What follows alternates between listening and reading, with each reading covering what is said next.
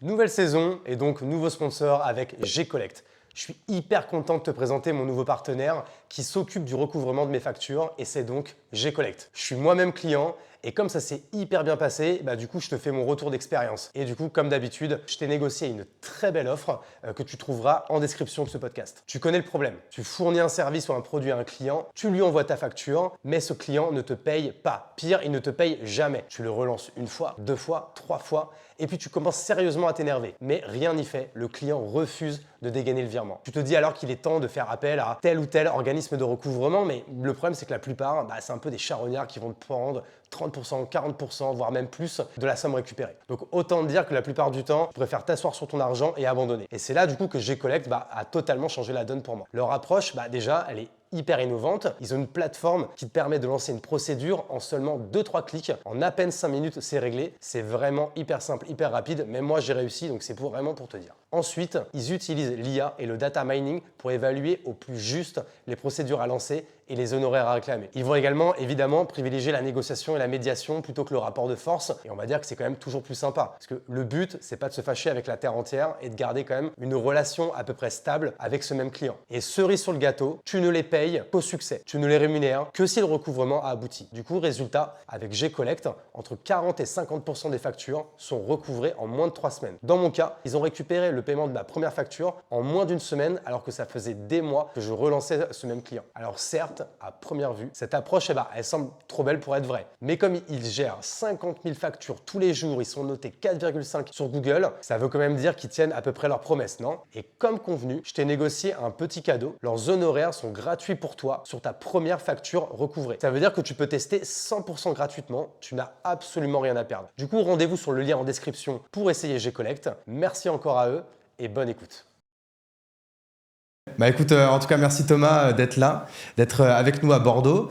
Là, on a fait au moins une demi-heure qu'on parle en off. On va essayer quand même de redire des choses qu'on a dites. Moi, je te disais que je t'avais découvert à l'époque, mais franchement, je pense que c'était juste après le confinement. Je t'avais écouté sur Le Panier du pote Laurent Kretz.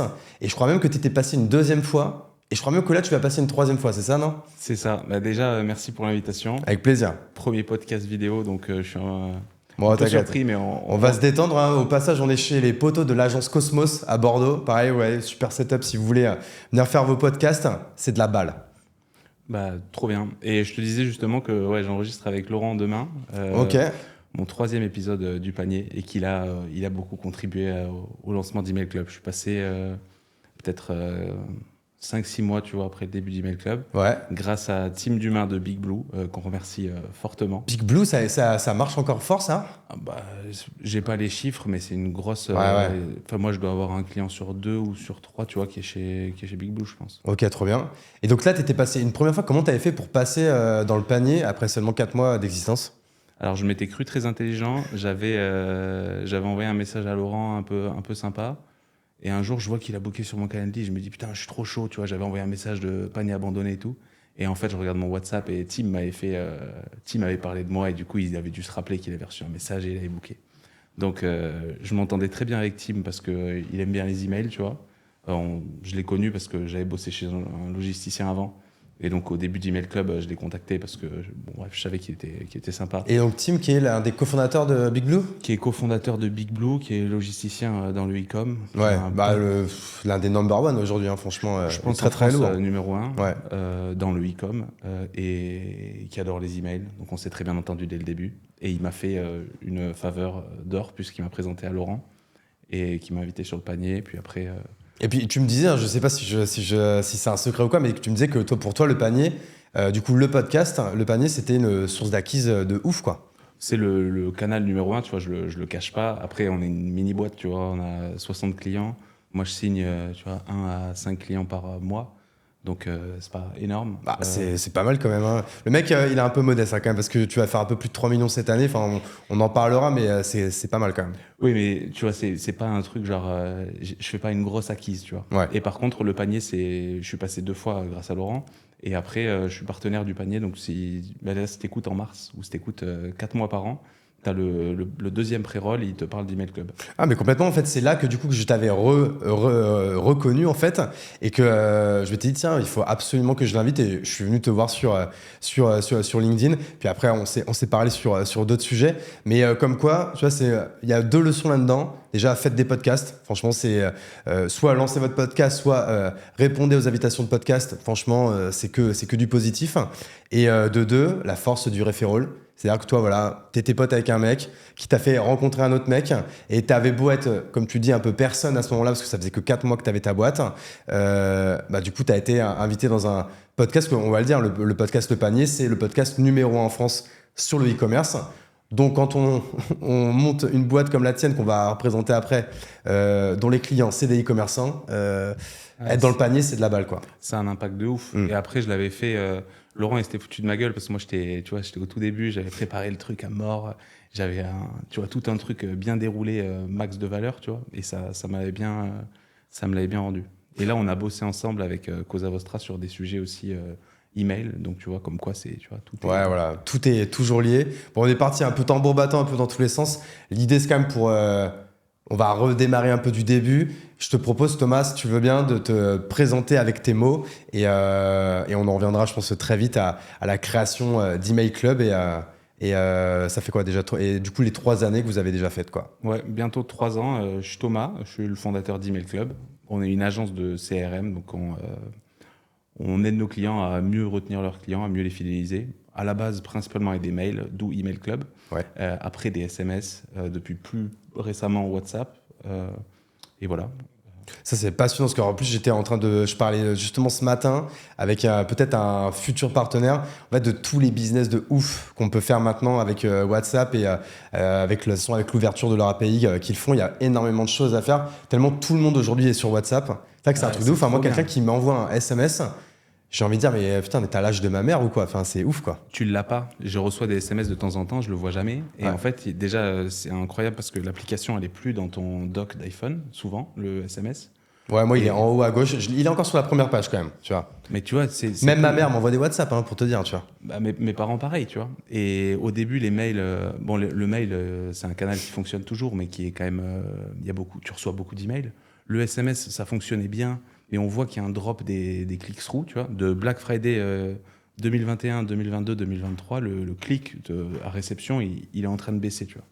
Et à l'inverse, WhatsApp, c'est magnifique. Il n'y a pas une marque qui utilise WhatsApp très bien.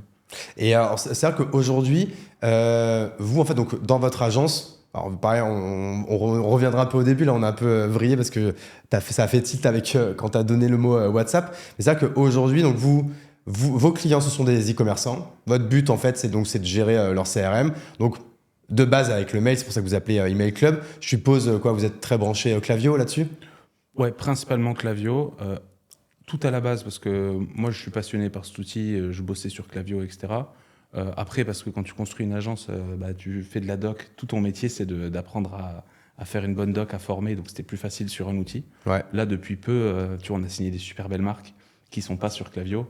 Je peux pas ne pas les signer. Tu vois. Ok, en général, c'est le client quand même qui te dit un peu le CRM, enfin l'outil qu'il utilise et tu t'adaptes un petit peu avec lui, quoi. Ouais, notre doc s'appelle le Learning Hub. Le Learning Hub 1, c'était un peu comment faire des mails avec Klaviyo. Ouais. Le Learning Hub 2, c'est comment faire des mails. Et à la fin, tu choisis l'outil que tu veux utiliser. Tu vois. Parce que moi, j'avoue que j'y connais rien, parce que c'est ça que je ne connais que Klaviyo, mais c'est quoi après les numéros 2, numéro 3 que tu conseillerais? En e-com, les gens, ils utilisent en France, ils utilisaient Brevo, Ouais. anciennement Sendinblue. En fait, tous les outils sont bien s'ils sont bien intégrés. Ce qui était bien avec Klaviyo, c'est que la plupart des e-commerçants, ils ont Klaviyo intégré à leur Shopify ou un autre outil, tu vois. Et donc, tu vois l'achat, tout carte, les visites sur le site. Et donc, ça fonctionne bien. Là aussi, demain, tu ouvres 10 comptes Brevo au hasard. Je pense qu'il y en a 6 ou 7 sur 10 qui sont mal connectés. Ok, donc en fait, ce que tu dis, c'est que Klaviyo, c'est pratique pour la segmentation, en fait. Et Ouais. pour merde, j'ai pas le mot, et pour en fait, peut-être le ciblage de ta cible. Pour l'automatisation et la segmentation. Ok. Mais tu pourrais tout faire avec tous les outils. Avec Klaviyo, c'est simple de faire des trucs et par contre, tu vas pas être limité. Ok. Là où tu as des outils qui sont plus simples mais qui vont être moins complets. Et après, donc, on a des clients qui bossent sur tout type d'outils. Maintenant qu'on est plus nombreux, que je peux absorber. Mais au début, si tu es 5, je l'ai fait en 2021, je savais pas qu'il fallait pas faire ça. Connerie, tu tu les livres moins bien. Ouais. Parce que C'est vrai que t'avais des clients sur Klaviyo, des mecs sur Brevo, des mecs sur. C'est quoi après les autres? C'est quoi? T'as Mailjet, tout ça et tout? Omnisend, Mailchimp qui était avant Mailchimp, un gros oui, truc pardon. sur Shopify, Omnisend qui revient sur le devant de la scène parce que c'est moins cher, c'est 30-40% moins cher. Parce que Et Klaviyo, c'est cher quand même, non? c'est plus cher que ses concurrents. Ouais. Mais après, c'est des outils qui sont. Enfin, le coût, il est marginal par rapport Ouais, à ce que t'en c'est fais. une telle belle machine, ouais, que tu le fais, Donc, quoi. donc au début, on l'a fait. Et en fait, tu vois, notre métier, c'est d'imaginer des parcours. Toi, tu fais des jolis dessins, tu te dis ça va être trop stylé ce qui va se passer après l'achat. Et après, tu arrives sur Brevo qui est pas bien connecté et ton collaborateur, il est formé sur Klaviyo. Et tu sens que ça va être un projet qui va être beaucoup plus dur à. Ok. Du coup, je me suis dit, on arrête, on fait que Klaviyo jusqu'à récemment où on a eu des opportunités. Je sais même pas, Klaviyo, c'est quoi? C'est US? Klaviyo, c'est US. Magnifique boîte. Ils ont fait leur IPO l'année dernière. Ouais. Ils ont une équipe aussi en France, non? Ils ont une équipe en France. Ils viennent de sortir le site en français. La France est un beau marché pour eux. Ouais. Ok. Bon, bah, les gens de Klaviyo, on les embrasse, hein, du coup. Ah ouais, de fou. Voilà. Ok, bon, vas-y, je suis désolé, je suis allé un peu dans tous les sens. Donc, si on revient un peu à la genèse, parce que toi, je crois que t'es jeune, hein, t'as 29 ans. 29 ans, ouais. C'est jeune. ça On est va, encore je jeune, trouve. hein. Même moi, 36, j'estime que Ouais, c'est jeune. je suis encore à la limite, mais peut-être 37, je commencerai à dire que je suis dans le clan des adultes. Mais bon, écoute, 29 ans, du coup, on est jeune. Comment tu t'es mis comment t'es arrivé dans l'entrepreneuriat et après, comment t'es arrivé à créer Email Club? Qu'est-ce qui s'est passé, hein? Si on fait un peu la short story, si tu dois nous donner un peu bien sûr. les étapes, quoi. Si on va vite, je suis sorti d'école, je fais BizDev. De là, je m'ennuie un peu dans mon taf. J'ai fait des études de finance. Ok. J'ai rejoint, je me mets sur Malte, je vais être freelance CFO as a service, tu vois. Ok. Et j'ai un copain qui me contacte, que je connaissais il y a longtemps, qui me dit on a monté une boîte de e-com, ça fait 6 mois, on a fait je sais plus combien de millions de CA, on n'a rien compté, viens s'il te plaît aide-nous, tu vois. Je suis venu, je les ai aidés. Et de fil en aiguille, je me suis pris de passion pour les emails parce qu'un jour j'étais à côté de lui, il fait des mails, je trouve ça drôle. Et vu que c'est un truc d'analyse, tu vois, c'est quelque chose qui m'intéressait. Donc je les ai rejoints pour faire ça. J'ai eu de la chance, j'ai démissionné pile avant le Covid, tu vois. Donc le Covid, incroyable, j'ai démissionné mon job d'avant. Pendant le Covid, on fait le premier mois, tout explose, tu vois. Et donc moi je me suis régalé. La boîte, elle n'a pas duré longtemps. Ça c'est 2020, je crois, le Covid. Ouais, c'est 17 mars 2020. Tu vois, 2020, la boîte montée fin 2019, revendue mi-2021 à un groupe suisse qui rachète des Ah ouais, ils se sont mis bien juste avant la crise de 2022 et tout. Le beau momentum, quoi. J'ai des potes qui ont ces deux-là, ils ont le sens du timing et Ouais. ils sont agressifs, tu vois. 2020, on fait 15 ou 17 millions de CA, je sais plus, mais donc. On peut dire qui c'est ou Ouais, Michael Monin et Thomas Lacroix. on les embrasse aussi, il faudra que tu mettes en relation du coup. Ouais, qui sont vraiment brillants. Et donc Thomas qui s'occupe du marketing, qui m'a beaucoup appris. Quand ils ont revendu la boîte, pour le coup, c'est Michael qui gérait un peu la transition et qui m'a fait confiance, qui m'a dit ouais, il n'y a pas de problème. Parce que moi, je lui proposais d'être mon premier client pour cette agence que j'imaginais, mais que j'aurais pas lancé s'ils n'avaient pas arrêté parce que j'apprenais trop avec eux. Donc je me suis dit, vas-y, reste avec eux, ils t'apprennent plein de trucs. Et voilà. Et après, donc ça, c'est mi-2021. Et vu qu'on avait fait une marque qui était vaguement connue dans notre toute petite industrie, ça m'a fait quelques intros et puis on est parti de là. Et là, donc, en fait, tu te bats quand ils revendent, du coup, c'est ça? Ouais, je dis à Mike, moi je suis chaud de partir et de faire Email Club. Quand est-ce que tu veux que je parte? Il m'a dit 3 mois. Bon, je lui propose le deal qui était magnifique. Il accepte un deal de me payer autant qu'avant, mais ce coup-ci, ça devient le fee de mon agence. Tu vois. Ok. Donc c'est vraiment sympa de sa part. Et je démarche pas, et je sais pas, 15 jours avant, je dis à Tom, là je commence à avoir chaud, si Mike il arrête le deal, tu vois, j'ai pas de travail. Et donc Tom il m'a fait 2-3 intros et j'attaque Email Club, j'ai 4 clients, je suis déjà dans la sauce grave, tu vois. Sur ces 4 clients, il y en a qui sont encore là, qui sont peut-être un petit peu connus, qu'on peut citer ou pas? Qui est passé sur le panier Lily Skin. Ok. Voilà, on avait donc le groupe qui a repris la boîte dans laquelle je bossais, qui est toujours mon client. Ok. Et après, il y en a deux il y en a un qui est mon client, mais qui est plus petit, il s'appelle Unique Galerie, Léo, que je remercie à nouveau. Et Pop Brush, qui bosse plus avec moi. Voilà, c'était l'époque où Facebook Ads, influence marketing. Ouais. Donc voilà. Ok, donc ça, c'est tu te lances, tu prends voilà, 1 client, 2 clients, 4 clients. Parce que je vais spoiler un peu, mais si je dis pas de bêtises, moi j'avais entendu que tu fais un peu moins ou un peu plus d'1 million dès la première année fiscale, non? En gros, on fait tu vois, ça c'est 2021. On attaque pas mal parce que j'ai quasiment 20 cas de MRR le premier mois. Après, j'ai essayé de recruter. Au début, tu galères, t'as personne qui candidate, etc. Tu vois, et on fait, je sais pas, quelques centaines de milliers en 2021. 1 million tout pile, 1 002 en 2022, donc j'étais content. Ok. Et 2 millions 100 l'année dernière. Et là, T'es sur un trend à 3 et quelques, quoi. là, on est à 250 par mois. Donc si on fait pas de croissance, on fait 3 millions. Ce qui est bien, ça fait plus 50%. Mais je serais un peu déçu. Il faudrait qu'on fasse 3,5 millions. Ça serait bien, ouais. Ok, et toi, en fait, t'es dans une stratégie, donc du coup, c'est ça on parlait de MRR, je vais essayer quand même de traduire un peu des termes qu'on utilise, parce que j'ai plein de potes qui me disent c'est cool ton podcast, mais on comprend pas tout. C'est vrai que nous, on est tellement ancré dans notre écosystème et dans nos termes. Le MRR, du coup, c'est en anglais, le monthly recurring revenue, ou revenu voilà. recurring, je sais même pas dans quel sens on le dit. Donc c'est le revenu en fait mensuel récurrent, parce que toi c'est sur un système d'abonnement, donc même si tu es sur un système d'agence, c'est un peu comme un système de SaaS avec un système d'abonnement, mais par contre je suppose sans engagement. Ouais, depuis le début, on fait quelques projets sur le side, mais on doit être à 95% d'abonnement, sans engagement, sans préavis. Donc ce qui est un peu con, le truc de sans engagement, sans préavis. Donc là, tu peux m'appeler, on est fin mars, et arrêter pour le mois de mars. Ouais. Mais à la fois, ce qui est bien, parce que du coup, le client, il comprend que moi, je suis là pour lui rapporter de l'argent et que j'y crois, tu vois.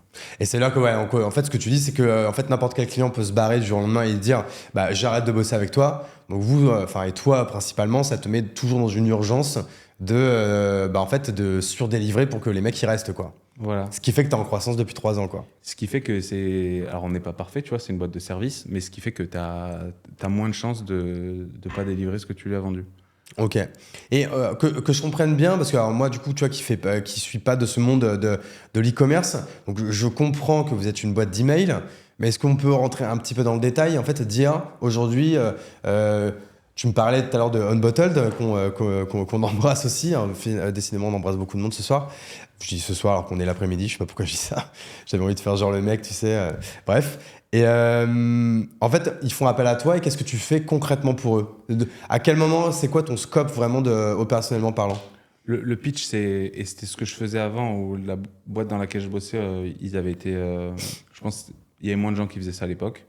C'est que si tu fais plus d'1 million de CA par an, tu devrais avoir quelqu'un qui s'occupe de tes emails. Ouais, ok. Donc toi, la taille comme de tes clients, c'est plus d'1 million par an de CA, quoi. Plus d'1 million par an, en gros, si tu optimises tes mails, tu vas payer la personne qui s'en occupe. Ouais. Donc c'est vraiment intéressant. Nous, les mails, il y a quoi? Il y a 2 parties. Les newsletters, donc les envois ponctuels, et les automatisations, donc toutes les séquences d'emails qui sont déclenchées suite à des actions. Tu vas acheter, tu vas visiter une page, etc. Nous, notre métier, c'est pour les newsletters, aider nos clients à optimiser le planning et produire des newsletters cool. Donc ça va de... moi, tu me dis que tu as un lancement, et moi, un des trucs qui m'amuse le plus, c'est les lancements. Comment je peux m'amuser avec ton lancement pour créer un petit peu de sauce et puis que les clients, ils achètent lors du lancement. Ouais. Donc ça, c'est la production NL. Et après, automatisation, pré-achat, post-achat, c'est proposer des parcours et puis produire les emails. Notre client, on est vraiment son équipe, tu vois, externalisée. Donc il a un call toutes les semaines, on lui envoie les maquettes, il fait les retours, etc. Et donc en fait, c'est quoi? Vous préparez par exemple les séquences de paniers abandonnés, les séquences de, je sais pas, d'anniversaire, les séquences, en fait, toutes les occasions d'envoyer un email, c'est vous qui intervenez là-dessus, quoi. L'idée, c'est que, tu vois, on a le e-commerce, ça grandit pas mal. L'acquisition, c'est de plus en plus dur. Donc nos clients, ils s'intéressent de plus en plus à faire racheter leurs clients.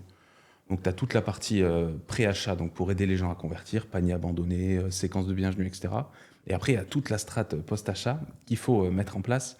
Mais surtout, tu vois, sur des gens comme Unbottled, constamment optimiser. Donc on parlait de WhatsApp, comment, tu vois, la première interaction où tu essaies de faire du cross-sell, donc de vendre des produits qu'il n'a jamais achetés, est-ce que c'est plus intéressant de faire un mail avec, je sais pas, les catégories de produits? Est-ce que c'est plus intéressant de faire un WhatsApp à ce moment-là? Tu peux toujours t'amuser. Et donc, nous, on va produire ces séquences-là à partir des données, puisque des outils comme Klaviyo et Shopify, qui sont, je sais pas, 70% de mes clients, te donnent... Ouais, te donnent toutes ces datas, quoi. Voilà. Donc après, voilà, on fait ça. Et toi, en fait, la plupart, pour bosser avec toi, donc j'ai bien compris qu'il y avait une taille quand même, une taille critique, qui a à peu près 1 million d'euros de CA minimum. Je suppose qu'il y a, alors, je sais pas si tu donnes les prix dans le mode public, il y a un ticket d'entrée, un budget. Ouais, voilà. C'est combien minimum, par exemple? Je sais pas si tu peux le dire. Le forfait, il coûte 5 000 € par mois. Ouais, ok. Ça, c'est le forfait de base. Si tu fais entre 100 et 150, je vais te proposer un tarif réduit à 3 quarts Quand tu dis 100 et 150 de chiffre de d'affaires, chiffre d'affaires par mois. c'est-à-dire que en fait, c'est ça que, en fait, ça allait être ma question, c'est comment vous vous basez pour sortir un prix? C'est quoi? C'est au nombre d'emails? C'est au nombre de personnes qui sont shootées dans la base client, ou même dans la base prospect? Comment vous générez ça? Bah, je vends du temps. Donc, tu vois, moi, l'abonnement, c'est un tiers d'un CRM manager, donc celui qui écrit des mails et qui joue avec l'outil, par exemple Klaviyo, qui est en binôme avec un designer. À deux, ils bossent pour 3 marques. Ils sont dans une équipe avec un team leader qui gère 3 binômes. Ok. Le truc, c'est toujours ça, tu vois. Sauf quelques exceptions, genre équipe en formation, t'as moins de gens, etc. Et donc, je lui vends du temps, en fait. Tu peux calculer ce que tu lui vends. Donc ça vaut 5 000 € par mois. Sauf que 5 000 € par mois, celui qui fait 112 000 € de CA par mois, c'est pas rentable pour lui. Pourtant, s'il fait 100, tu vois, il fera 170 dans 5 mois parce qu'il a passé le cap de bien sûr. de la croissance. Donc là, je lui vends un forfait réduit et dans le contrat, il y a marqué quand tu passes le cap, tu payes le prix normal. Ok, ouais, je comprends. Tu fais des petits paris aussi, quoi, grosso modo. Ouais, qui jusqu'à présent fonctionne, tu vois. Et par contre, pour ce prix, tout est inclus parce que je te vends du temps. Donc tu peux faire, tu vois, WhatsApp, ça va être dans la roadmap, etc. Tous les mois, on fait un rapport de perf. Dans le rapport de perf, on dit, tu pourrais améliorer ça. Ça fait une roadmap. Chaque semaine, qu'est-ce qu'on va faire? Et derrière, tu l'as Ok, produit. trop bien. Et pareil, là, pour vos clients, pour commencer à bosser avec vous, il faut qu'ils aient combien de leads ou combien de clients minimum dans leur base? Bah, c'est pour Pour ça que que je parle du pour que CA. vous puissiez commencer à jouer, quoi, grosso modo. C'est plutôt par rapport au CA du client. Tu vois, le mec qui attaque tout de suite, genre il a rien, mais il fait 100 cas par mois. En vrai, c'est intéressant parce qu'il a du trafic sur son site. Il peut optimiser la collecte. Tu vois, on travaille sur la collecte des emails. Donc, sur ces volumes-là, il va vite réussir à nous payer. Donc, c'est plus vraiment le volume du client. Ok, est-ce que tu vois, par exemple, moi, j'ai mis des billes dans une marque. C'est ça qui a fait, en plus, que j'étais passé dans le panier avec Laurent, une marque de vêtements qui s'appelle Commune de Paris. Alors nous, du coup, on est tout petit, tu vois. On fait encore peu de CA, c'est de la précommande. On a lancé là cette semaine notre 6e drop. J'ai reçu ton mail aujourd'hui, non? Ouais, il y en a eu un qui est passé hier ou aujourd'hui, ouais, je sais plus exactement. Parce que là, pour le coup, c'est mon associé qui s'en est occupé parce que moi, j'étais en vacances. Mais justement, du coup, qu'est-ce que tu conseillerais? Est-ce que tu conseilles un peu des petites marques aussi pour leur stratégie email? Parce que j'avoue que tu vois, nous, on n'y connaît rien là-dessus de base. Et ça, que c'est vraiment tout un art. Et c'est dur un peu d'avoir l'info, quoi.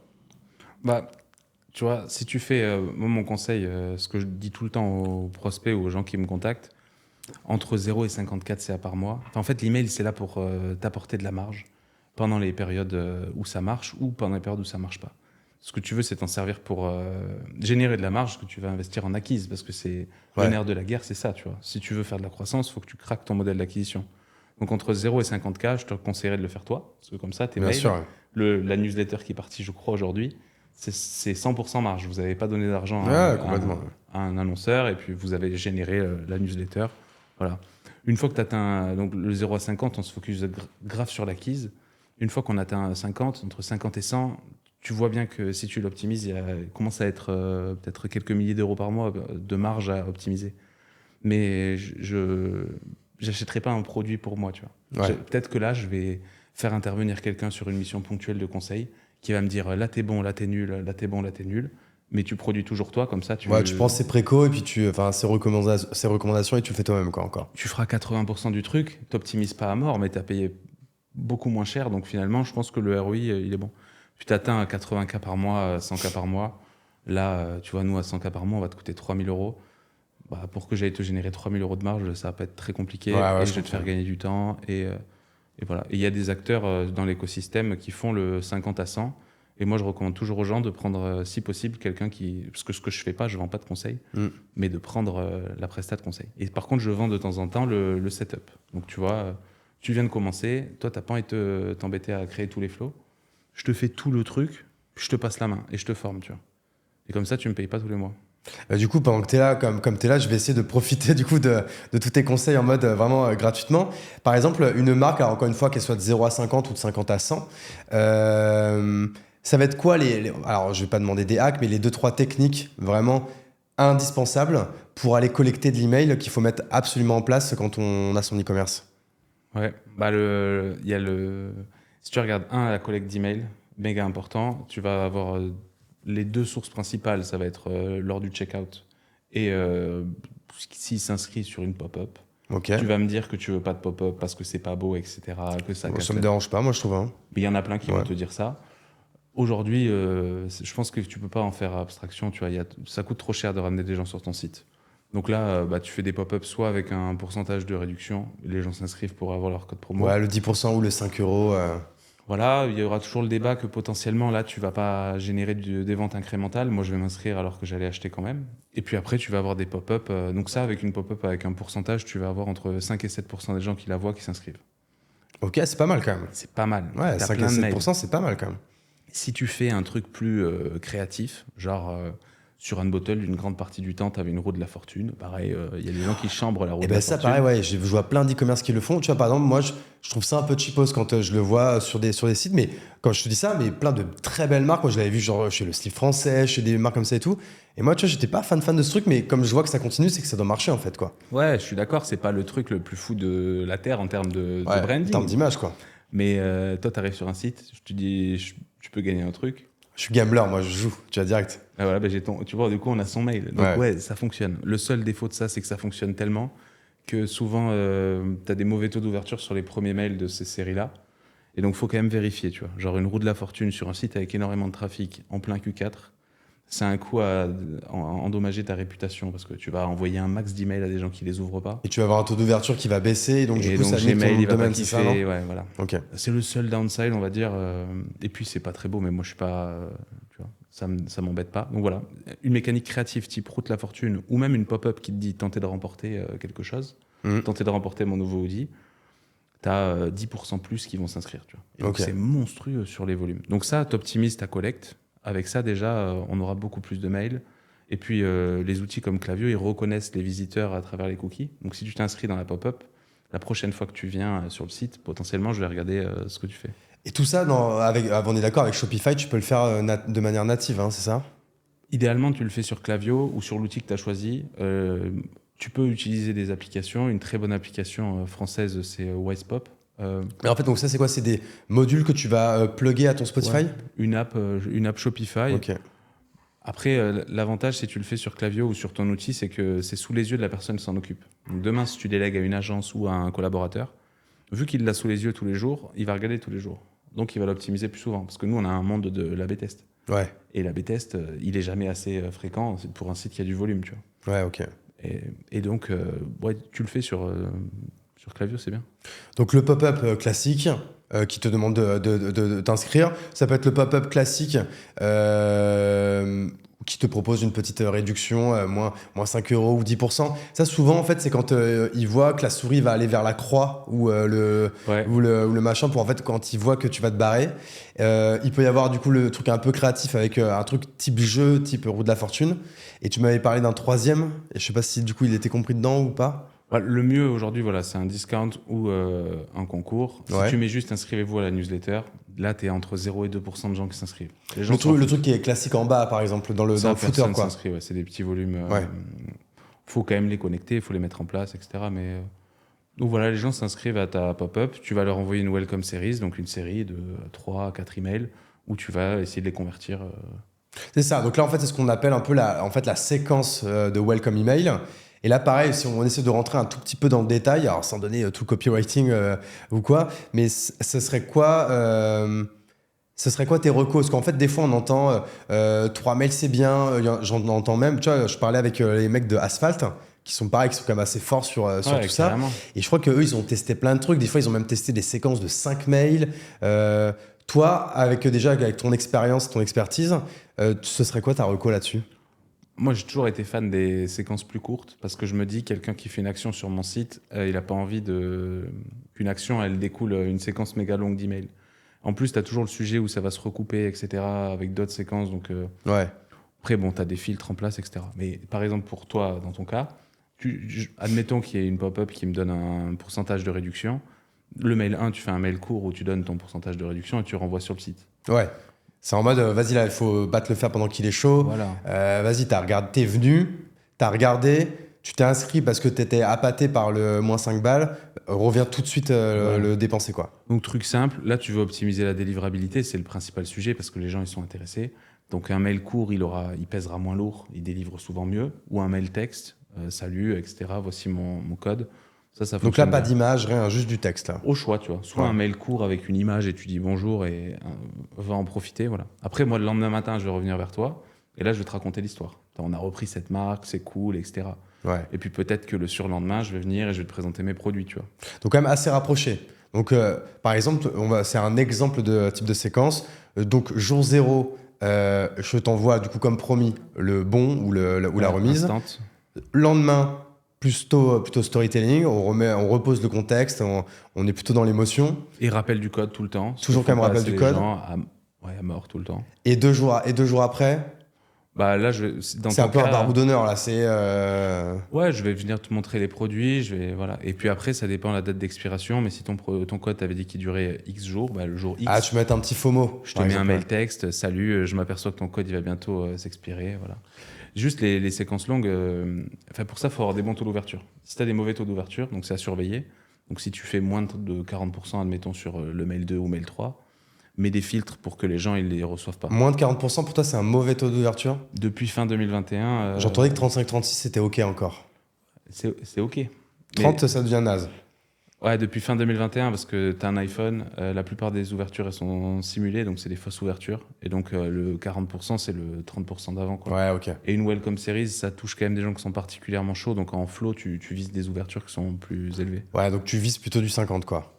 Ouais, un mail, ça va faire 60, 55, 45. Donc c'est là où si tu remets un mail texte en dernier, le mail texte, il a des meilleurs taux d'ouverture de par son accroche, parce qu'on dirait que c'est quelqu'un d'humain qui t'a écrit, Ouais. et aussi le format qui délivre mieux.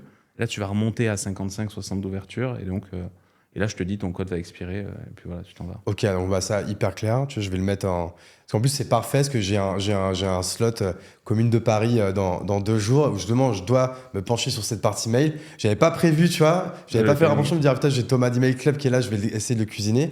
Mais tu vois, du coup, c'est pas mal. Une autre question là-dessus, hyper intéressante, que je pense que beaucoup de gens se posent, c'est cette guerre des objets. Parce que pareil, l'objet... l'objet, hein, c'est le titre du mail qu'on a tendance à faire en 5 secondes et demie, alors qu'en fait, c'est comme une accroche de LinkedIn ou quoi. Il faut y passer peut-être pas la moitié de son temps, mais c'est hyper important parce que c'est ce qui va faire que la personne va ouvrir ou non le mail, quoi. Tu as 1 milliard d'emails dans ta boîte mail. Si tu as un bon taux d'ouverture sur ton premier mail, c'est pas grâce à l'objet. C'est parce que tu parles à une audience chaude et que le timing, il est bon. Limite, tu le regardes presque pas là, l'objet, pour le coup. Mais tu le regardes. Tu viens du site Commune de Paris, tu t'es inscrit au truc, t'es pas étonné de voir un mail de Commune de Paris. Voilà, quoi. c'est celui où l'objet va être le moins important. Mais pour autant, l'objet, si tu as un mauvais objet, tu auras un impact, tu vois. Ouais. Parce que tu le vois, tu reçois des mails parfois avec des objets intrigants, et c'est ça qui va te donner envie de l'ouvrir.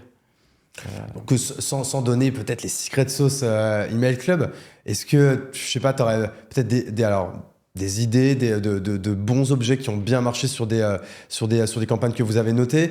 Alors, en rentrant dans le détail, vraiment dans la sémantique de ce que vous avez pu faire, ou alors peut-être donner un peu le b.a.-ba, encore une fois, du top 3 des conseils pour avoir un bon objet, tu vois, qui favorise le taux d'ouverture? Bah, le truc, c'est tu peux te mettre à la place de la personne qui va le recevoir. Je sais pas, la première chose, c'est si c'est un mail, par exemple, si c'est un mail texte, souvent on fait des trucs genre on va jouer avec l'expéditeur, on va l'envoyer depuis toi, et peut-être pas même Hugo de Commune de Paris, mais parfois je vais alterner, je vais mettre Hugo Benz et je vais mettre à propos de votre commande. Ça, c'était un winner depuis très longtemps. Fort probablement, les gens ils vont ouvrir leur mail, tu vois, parce qu'ils vont pas comprendre. Après. Donc c'est là que, en fait, en gros, ce que tu dis pour un peu vulgariser, c'est que là, en fait, c'est plus Hugo de Commune de Paris en mode newsletter, c'est en mode, par exemple, Hugo Benz. Donc les gens, ils se disent, c'est une personne normale. Et l'objet, c'est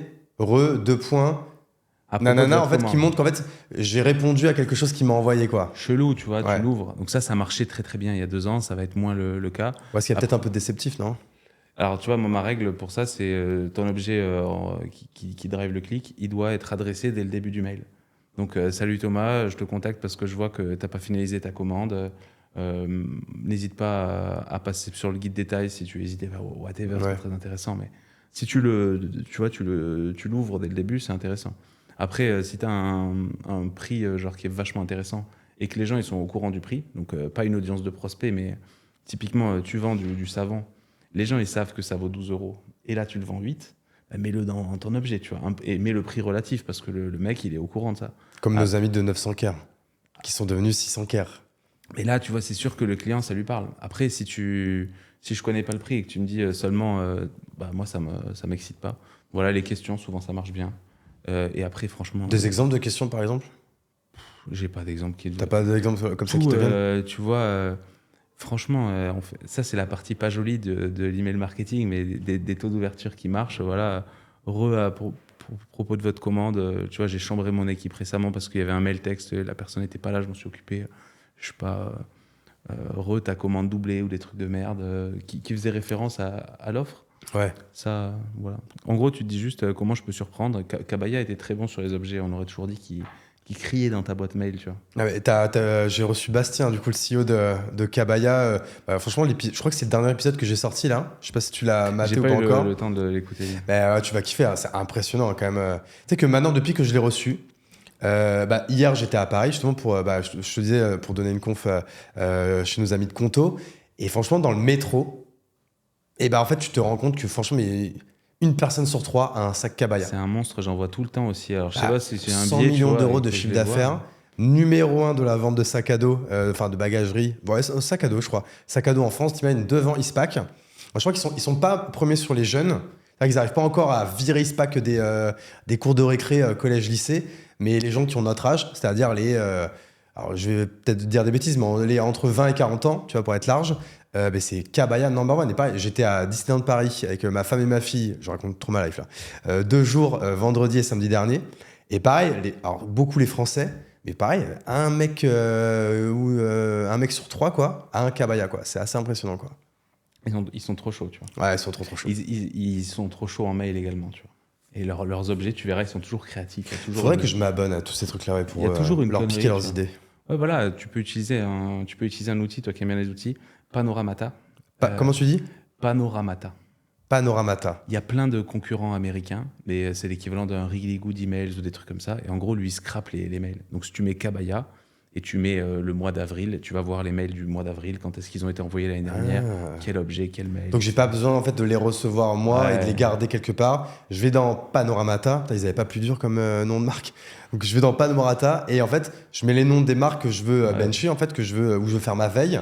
Et il peut même me retrouver leur newsletter d'il y a 1 an, 2 ans. Bah, et tout. souvent, il les a, tu vois. Sur les marques françaises, il les a. Ok. Et après, sur celles qu'il a pas, tu lui dis et il va s'inscrire, tu vois. Parce que c'est un tool FR? Ouais. Ok, sympa.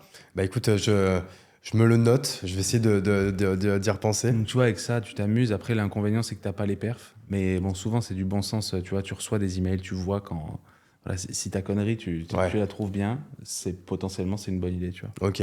Bah écoute ça, franchement, encore une fois, pareil, un très beau conseil. On va revenir un peu du coup sur Email Club.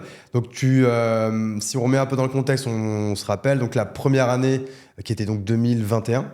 Ouais, voilà. Donc là, sur quelques mois, tu fais quelques centaines de milliers d'euros. L'année d'après, c'est ça, c'est 2022 qui a 1 million. Ouais. 2022, 1 million. 2023, 2 millions et quelques. Et cette année, on a dit sûrement plus de 3 millions. Donc là, quand même, sur ces 2-3 années, il y a quand même dû avoir des étapes de passer. Je suppose déjà des étapes en termes de taille de boîte, en termes de nombre de collaborateurs. Pareil, du coup, tu es une agence, donc je suppose que très vite, tu as dû te mettre à recruter. Ça a été, si tu peux donner un peu les plusieurs paliers que tu as eu, parce que je crois que tu as plus de 50 personnes maintenant. Ouais, 55. Ouais, donc ce qui est quand même pas mal. Tu vois, moi, au-dessus de 12, je suis en PLS, donc je sais que ça doit être quand même m'amuse assez... après, tu vois. Ça, Toi, t'aimes bien ça, ok. Ouais, les gens, tout le temps, ils me disent les boîtes de B2B avec plein de gens bourbiers. Moi, je crois que je ferais que des boîtes comme ça où il y a plein de gens et ça, j'aime bien. Ça me fait Ouais. Ouais, on attaque, tu vois, on attaque en juin, je pense. Je suis tout seul jusqu'à fin août, tu vois. Donc pas trop longtemps, quoi. SKM, c'est long, tu vois. On avait plein de clients, je bossais vraiment beaucoup à ce moment-là. Mais t'as personne qui candidate. Donc le premier gros milestone, c'est Liliane qui candidate. On la remerciera jamais assez. Comment elle s'appelle? Liliane. Donc Liliane, qu'on embrasse Liliane aussi. Dim, Ouais. qu'on embrasse de fou parce que c'est la première à candidater, donc Ouais. je suis trop content. Et moi j'ai trop de chance, tu vois. J'ai souvent de la chance. Elle venait des emails en plus. Ma seule candidate, elle sait faire des mails, donc je suis content. Ouais, c'est ça que c'est hyper niche quand même comme expertise, quoi. C'est maxi niche. On recrute pas du tout les gens qui viennent des mails. Ouais. Parce que moi, je te vends l'expertise Email Club, donc tu veux pas acheter l'expertise d'une personne que tu connais pas. Donc nous, on recrute des gens intelligents qui savent écrire. Ça, c'est la partie que je peux pas t'apprendre. Et après, on t'apprend la méthode Email Club, tu vois. C'est-à-dire que toi, en fait, ouais, bah, quand même, il y a quand même une grosse partie copywriting quand même qui est importante, non? Ah, et ça, c'est la partie que je peux pas t'apprendre. La rigueur et le sens des mots, que ça Ouais. t'amuse. Il y a plein de gens que ça amuse. Et ça, tu peux les voir dans un process de recrutement. Et après, le jouer avec l'outil, vendre des trucs sur Internet par email, ça, c'est ce qu'on va t'apprendre sur le temps. Ok. Là où j'ai de la chance, c'est que Liliane, elle vient des mails, tu vois.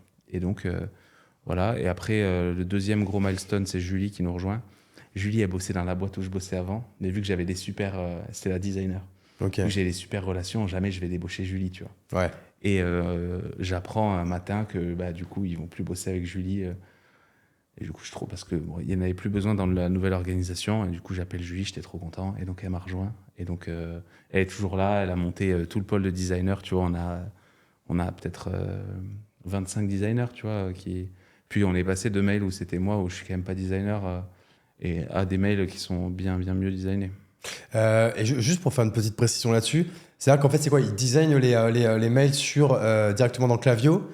C'est quoi en fait? C'est qu'ils font des plus belles maquettes. C'est quoi en fait? C'est quoi un designer d'email, quoi? Aujourd'hui, c'est un designer qui a compris que les gens, ils allaient les ouvrir sur leur téléphone, déjà. Ok. Nous, on bosse sur Figma pour la partie créa, donc quand tu vas voir ton mail, etc. Et après, on va le mettre sur Klaviyo.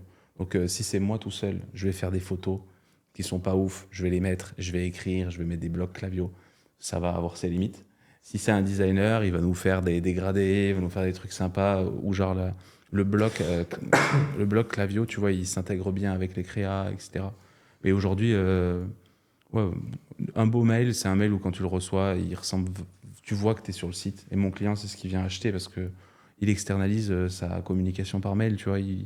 Il a besoin d'avoir... Et ça, c'est une partie sur laquelle on est fort. Et c'est pour ça qu'on est plus nombreux que mes concurrents. Parce que bah, nous, depuis le début, on double. Tu vois, un mec qui écrit, il est en binôme avec un designer. Ouais, ok. Et donc voilà. Après Julie, on est 3. On finit à, je sais pas, peut-être 5 la première année. La 2022, on finit, on est peut-être... on attaque l'année 2023, on est 20 et quelques. Et là, on attaque l'année, on est... tu vois, on doit 10, Ouais, donc c'est assez 20, exponentiel quand même. tout le temps x2. On recrute tout le temps depuis le début en continu. Après, tu peux pas recruter 25 personnes d'un coup, tu saurais pas les former. Donc nous, on essaie de recruter, tu vois, 2-3 personnes par mois. Ok. Mais donc du coup, est-ce qu'en fait, toi, comme tu es dans vraiment le pur modèle agence, parce que tu me disais, en fait, toi, tu fais des petits, en fait, tu fais des petits squads et qui prennent à chaque fois 3 clients chacun. Donc en fait, dès que tu as 3 clients, il faut que tu recrutes un squad supplémentaire, quoi, grosso modo. Moi, j'ai un Miro avec ma carte, avec là où il y a de la place. Les gens qui sont super bons, où je sais que demain, on va pouvoir compter sur eux pour monter une équipe. Quand est-ce que je pense qu'ils sont prêts et après, je recrute des gens, je les forme. Et je suis très limité dans ma croissance parce que, tu vois, là, depuis le début de l'année, on n'a pas fait de croissance par choix, en gros, parce qu'il y avait un cap à absorber, tu vois. Ouais. Là, je suis prêt. En mai, juin, juillet, j'espère, on va passer un cap parce que la vague est passée, tu vois, de formation. Donc là, j'ai des nouveaux gens qui arrivent et on va Ok.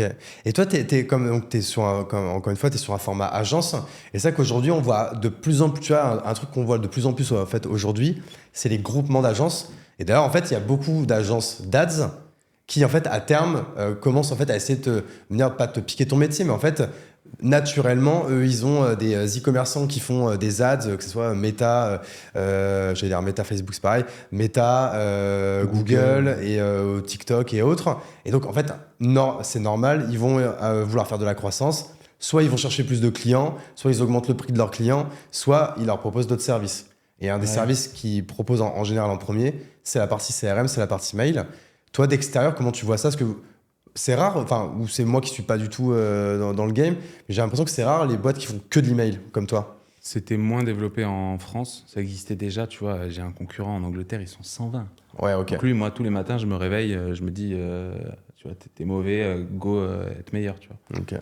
Le groupement d'agences, je comprends l'approche, tu fais du cross-sell, etc. Autant je trouve qu'il fait grave sens créa et ads, parce que tu vas... En général, c'est ce qu'ils font en premier. Ils font la créa et après, ils vont faire le CRM, ils vont faire tout ça. Ça se tient. Et les mails, je comprends la complémentarité. Après, c'est un métier, comme tu l'as dit, archi niche. Moi, je veux faire que des mails. Je pense que, tu vois, on a moyen de s'amuser encore pendant longtemps à faire que des mails. Et si je dois sortir de mail e-com, je peux vendre des outils, je peux vendre CHR, tu vois, genre des hôtels, des restaurants. Et si je reste full CRM, j'ai l'impression que il y a deux plaies, quoi. Soit tu es méga spécialiste, soit tu es le groupe d'agence. Ouais, t'es un peu généraliste, ouais. J'ai l'impression que ça correspond moins à... Tu vois, moi, j'ouvre tout le temps mes mails. À la base, c'est le truc qui me fait... Tu vois, je suis pas un fondateur d'agence. Ouais. J'aime bien faire T'es du CRM. un passionné d'email, quoi. Donc, T'as fait email en LV2, tu kiffes trop, quoi, tu vois. Non, mais tu vois, ça me fait marrer. Ouais. Et je pense qu'on a de quoi s'amuser. Et t'as l'Inter en plus, tu vois. Ouais. Tu parlais de 900 Caire tout à l'heure. 900 Caire, ils attaquent l'Inter. Déjà, nous, on n'est pas encore au niveau pour savoir bien les accompagner sur tout leur marché. Et tu vois, il y a un monde de... Ouais, c'est vrai qu'aujourd'hui, toi, tu saurais pas en fait quels sont les un peu, j'allais dire les us et coutumes, mais plutôt les habitudes d'utilisation de l'email, par exemple, du marché allemand, du marché UK, du marché US, etc. quoi. US, j'ai une équipe, tu vois. Un des développements de Email Club, c'est l'Inter. Aujourd'hui, on a 10, un peu plus de 10 clients. Enfin, j'ai une équipe dédiée, quoi. 15 clients, je crois, aux US. Donc ça, c'est cool. Donc ça, c'est pas mal, parce qu'en fait, souvent, ces groupements d'agences, par exemple, qui font les ads, eux, ils sont très franco-français. Donc c'est pour ça qu'ils ont aussi un peu pas le choix, quoi, s'ils veulent grossir, de faire d'autres agences en interne, en fait, quoi. Tu peux faire ça ou tu peux aller faire l'Inter, tu vois. Ouais. Donc nous, on essaie de faire l'Inter. Je galère, mais j'ai Marina qui est trop forte, que j'ai depuis 2 ans. Mais on galère parce que moi, je suis pas un méga bon sales. J'arrive, je parle anglais bien, mais j'ai un accent qui fait peur. J'ai des rêves que personne connaît, mais super marque française, le mec aux US, il connaît pas. Ouais. Et donc, tu vois, déjà, on est bon aux US. On est OK en Espagne, on a des natifs. J'ai pas de natif allemand, tu vois, déjà. Ouais. Donc, tu vois, déjà, le boulevard, le jour où tu auras un natif allemand, tu peux attaquer ça. Là, l'Italie, ça marche bien pour 3 clients, 2 ou 3 clients. Bah, peut-être ça serait intéressant que je recrute un natif. Donc, tu vois, tu as déjà... donc, je comprends le play de la diversification, mais le truc de l'Inter, il est trop... Ouais. moi, Donc, j'aime beaucoup. là, tu sens que tu vas pouvoir aller chercher du gros, quoi. Ouais, puis c'est marrant, tu vois. Je comprends. Alors, là, on met des cours d'espagnol chez Email Club. Tu vois, il y a plein de trucs marrants dans ce côté-là. C'est pour le fun, mais le côté inter, il est excitant. Toi, t'es tout seul chez Email Club. Ouais. T'as 100% départ encore? Ouais, j'ai un ami qui a des parts mais voilà, ouais, j'ai Ouais. 100% départ. Et t'as déjà été approché par des fonds, par d'autres groupes, par des confrères. Il y a déjà eu ce genre de discussion ou pas du tout encore? C'est encore un peu jeune. Non, j'en ai eu une de loin, mais non, c'est pas le... Et toi, c'est quoi ta vision? T'as une vision court terme, moyen terme, long terme? Tu te dis que dans 10 ans, tu feras encore des mails avec Email Club, jusqu'en Tanzanie, en passant par le Vietnam et en faisant un petit détour par le Chili. C'est quoi ta vision? Bah, tu vois, là, je suis plus dans le délire. Les premières années, j'étais vraiment... je faisais que des mails H24, zéro sport. Je sais que tu fais un peu de sport. Tu vois, j'étais vraiment full mail. Là, j'essaie d'apprendre à vivre avec Email Club à côté. Et ouais, on peut... moi, tant Tu qu'on... fais beaucoup de ski, je crois. Je fais pas mal de ski, je fais, tu vois... Et je me fais accompagner par quelqu'un et je pense que le Email Club, c'est une bonne boîte qui correspond aux trucs qui me font marrer. Donc, tant que c'est marrant, il n'y a pas d'intérêt de... Je veux dire, moi, je bosse avec des humains, tu les vois progresser. On a des super marques. Et il y a l'Inter qui est... Donc, ouais, je pense qu'on va pas vendre Email Club. Hein. Alors ouais, alors je parlais même pas de ça. Ça pouvait être genre intégrer un fonds à l'intérieur, faire venir d'autres associés ou faire des merges entre concurrents. Parce qu'en fait aujourd'hui, est-ce que toi parfois tu vis pas un peu du coup cette solitude de l'entrepreneur parce que du coup comme t'as pas d'associés, ou est-ce que t'as peut-être une première garde en fait de head off maintenant que t'as une grande équipe qui sont hyper proches de toi et qui sont hyper hands-on comme toi. Comment tu le vis ça? Ouais, on a Julie et Océane qui gère toute l'équipe. Julie, elle gère le design et les best practices, donc la doc, les trucs comme ça, à date. Et demain, elle gérera les sales avec moi. Donc c'est la personne Ouais. la plus d'historique qui peut faire les sales, je trouve, dans une boîte de service. Et Océane, elle gère les opérations, donc tout le monde, s'assurer que les clients ils soient contents et l'équipe elle soit contente. Eux, c'est mon groupe WhatsApp, voilà, c'est la direction de la boîte, quoi. Et après, j'ai mes copains qui me répondent quand je leur demande des trucs, quoi. C'est vrai que toi, pareil, t'as un gros réseau d'entrepreneurs. Ou est-ce que du coup, au contraire, tes potes, c'est loin du monde entrepreneur, c'est vraiment à l'opposé? J'ai pas un gros réseau d'entrepreneurs, mais mes copains, par les faits, soit c'est des mecs qui font du e-com, soit c'est ouais, donc ouais, moite-moite, quoi, mais principalement des gens qui ont des boîtes. Ok. Un truc qui m'intéresse aussi, c'est que tout à l'heure, tu parlais au début de l'année, comme voilà, vous avez forcément, en fait, c'est un peu inhérent, on va dire, à la vie d'une agence. Tu vois, nos amis de l'agence Cosmos, chez qui on est, qui sont actuellement également en pleine croissance, qui sont déjà, je crois, une dizaine, alors qu'ils sont tout jeunes, ils vont forcément le voir à un moment donné. Il y a des plafonds dans lesquels on se cogne, et à un moment donné, c'est bien de ralentir à ce moment-là pour refaire un pas en arrière et restructurer. Je le vois sourire derrière, donc c'est que ça doit être le cas. Toi, c'est du coup à un autre niveau, c'est ce qui t'est arrivé au début de l'année. Tu t'as dit que tu avais été obligé de freiner l'acquisition. Mais toi, aujourd'hui, vous, c'est quoi vos techniques d'acquisition, justement, encore une fois, en mode B2B, agence, pour faire de la croissance? Nous, on fait pas vraiment d'acquise. Le seul budget marketing que j'ai, c'est le panier, tu vois, Ok. pour te dire. Donc vraiment, Laurent, il faut le faire payer plus cher. Apparemment, c'est grâce à toi tout ça, quoi. Mais là, mais on est une mini agence. Je fais pas tu vois, je fais pas d'acquise. Ouais. Aujourd'hui, j'ai pas de sales, tu vois. Donc là, je vais former Julie qui va m'aider là-dessus. Mais non, nous, on a le bouche à oreille qui fait qu'on nous contacte. De là, tu fais un call de démo, tu fais une roadmap. Soit le client il va exécuter la roadmap de son côté, soit il va nous faire confiance. Et voilà. Pour l'instant, on fait que ça. On est vraiment en mode full prod-led grosse, c'est-à-dire en mode c'est le produit qui fait venir la croissance tout seul, il n'y a pas besoin de démarcher encore chez vous, quoi. Voilà, on l'a fait un peu au début parce que tu n'as pas de clients, donc tu vas pas avoir de clients si tu les contactes pas. Normal. Mais même dès le début, j'avais des copains voilà, ça faisait un petit peu le truc. Et là, pourquoi j'avance pas sur LinkedIn, typiquement, parce que moi, je suis un mec je suis dans les apps, tu vois. Moi, je suis en hôtel avec Océane à faire des trucs on fait du CRM, quoi. Bah, du coup, hyper intéressant là, comme transition. C'est quoi ta fiche de poste aujourd'hui? C'est quoi ton rôle de CEO d'une boîte qui fait 3 millions et qui a plus de 50 collaborateurs et je sais plus combien de clients? On a en gros 62 clients abonnés et en moyenne 2 à 5 projets one-shot. On crée des setups. Ok. Donc voilà, c'est quoi aujourd'hui ton rôle de CEO? Est-ce que c'est... Alors tu as déjà commencé un peu à répondre. Je suppose que il y a un peu de management, il y a un peu d'ops. Donc, est-ce qu'il y a du sales encore? Enfin, comment tu occupes ta semaine aujourd'hui? Ça doit être un quart recrutement / le Miro, là, le truc dont je te parle, pour te dire... Tu peux expliquer aux gens ce que c'est le Miro, Miro? c'est un outil de mind mapping. On se moque tout le temps de moi en interne parce que moi, je passe beaucoup de temps Pareil, sur, tu vas devoir expliquer ce que c'est le sur mind Miro. mapping. Le mind mapping, c'est tu fais des dessins avec un outil sur ton ordi ou sur ton tel et qui représente ton organisation, ton process de vente, etc. Donc, un quart, ça va être mon Miro. Donc, C'est un peu comme un Wismicall en fait. ouais, c'est un dessin de Email Club. Ouais. Donc j'ai le dessin d'Email Club aujourd'hui et j'ai le dessin d'Email Club de ce à quoi j'aimerais bien qu'il ressemble dans 3 mois et dans un an.